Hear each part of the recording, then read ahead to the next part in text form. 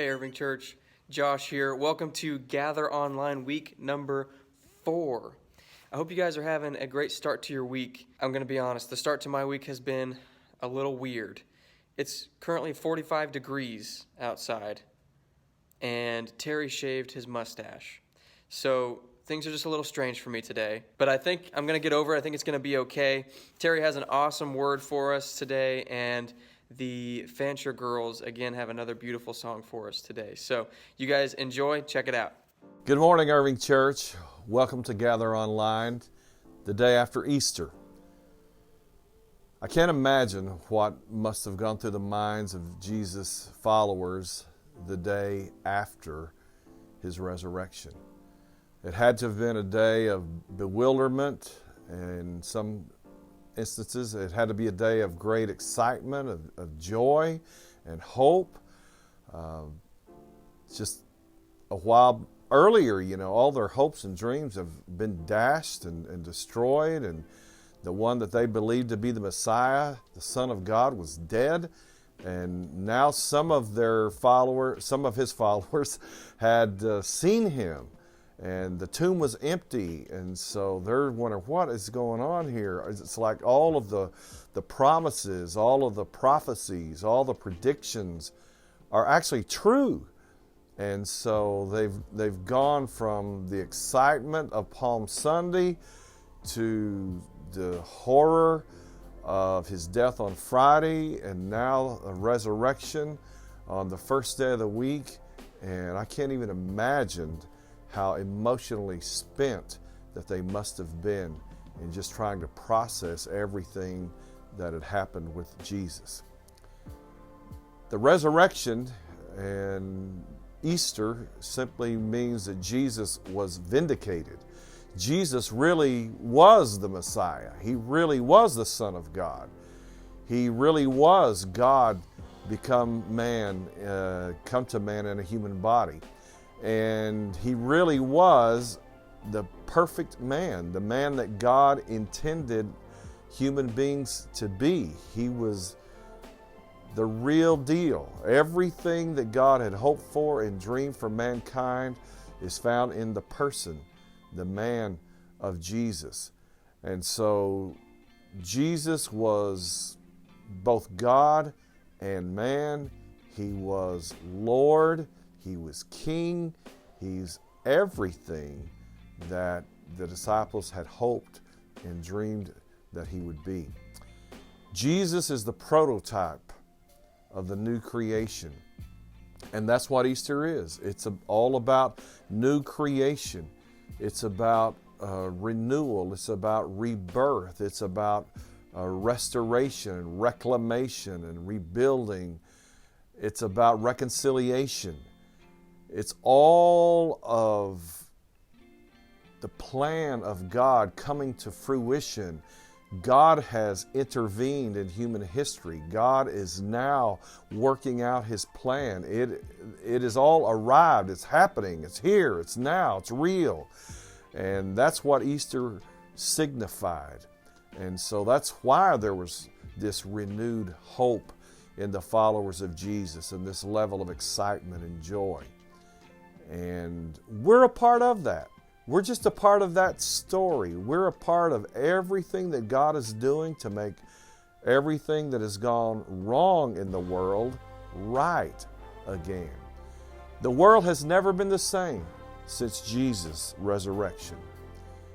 The church has, in many respects, been a disappointment. It's been frustrating to a lot of people. It's the church, in spite of herself, in spite of her stumbling, bumbling, and everything else over the centuries that's happened, has made such a powerful and lasting effect on the world in many, many ways. Whether you're talking about education, you're talking about health care, you're talking about equal rights, there's so many areas that if you go back and you study the history of the church, it made a revolutionary impacts on the world around us, and we enjoy that today. And so Easter has a very deep and powerful meaning to all of us and to everything that Christianity is about. Easter was heaven and earth coming together. And heaven and earth coming together is what Jesus told his followers to pray for. Remember, in what we call the Lord's Prayer, he said, "Thy will be done on earth as it is in heaven." And so basically that's how the book of Revelation, that's how the Bible ends, by this picture that we first read about in the book of Isaiah of the new heavens and the new earth and the new Jerusalem coming down from God out of heaven, and this uniting of heaven and earth. It's all becoming new and recreated and becoming one. And that's the plan, and that's how all of this is going to wind up. And that's what we're looking forward to. But as we anticipate that, as we look for that, we have all these moments where God has given us, all these things that God has provided, these amazing times when heaven and earth come together. It happened with Jesus. When Jesus came, heaven and earth came together. And that's the way everything's going to end. Jesus is coming again. And heaven and earth is going to come together, and it's going to stay together. And that's the beauty of it all. But I want you to go back and think about when Jesus came. The virgin birth. This incredible, miraculous, amazing, immaculate conception that occurred and brought Jesus to us. That was heaven and earth coming together. And then you think about the baptism of Jesus. Remember when Jesus comes up out of the waters of baptism and the Holy Spirit descends upon him and lights on him in the form of a dove, and the voice of God booms out, "This is my beloved Son in whom I'm well pleased. Listen to him." And then at his transfiguration in Matthew chapter 17, when Jesus and his three best friends go up on the mountain, and he's just immediately miraculously changed into this brilliant, shining light. And it's almost like, whoa, what has happened here? Well, heaven and earth has come together again in the person of Jesus. And all of his miracles, heaven and earth coming together. God's will being done here on earth as it is in heaven.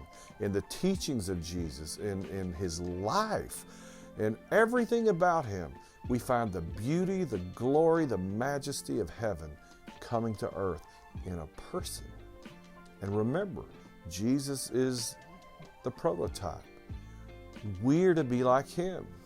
And we have the Holy Spirit in us. And so we can love as he did. We can live as he did. We can be the kind of person that Jesus is because of the indwelling Spirit, the power of God, and God's grace and his love for us. And so that's what Easter's about. And so here we are the day after Easter. And I hope that you carry Easter with you. N.T. Wright says that we should celebrate Easter for the whole week, not just one day, but the whole week. And he said we should have champagne for breakfast every day and celebrate every day and have this marvelous, wonderful time. And of course, he's probably right. There's a lot of build-up to Easter, and then it's like all the pastors go on vacation and forget about it for a while.